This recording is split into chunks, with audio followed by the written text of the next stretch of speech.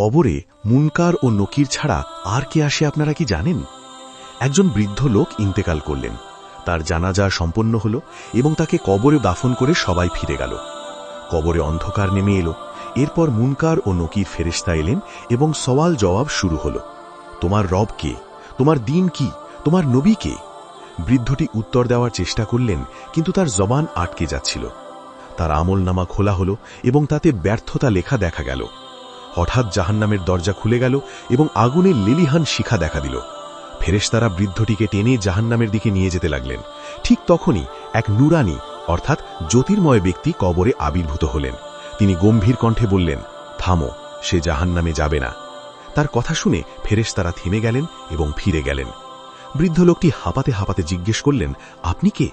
নুরানি ব্যক্তিটি মুচকি হেসে বললেন, আমি সেই যাকে তুমি প্রতি রাতে ঘুমানোর আগে তিলাওয়াত করতে। তুমি আমাকে শুধু মুখ দিয়ে নয়, বরং মন থেকে আপন করে নিয়েছিলে। আমি সেই যে কবরের অন্ধকারে আলো হয়ে যাই। আমি সূরা মুলক। আপনিও কি প্রতি রাতে ঘুমানোর আগে সূরা মুলক তিলাওয়াত করেন? কমেন্টে জানান।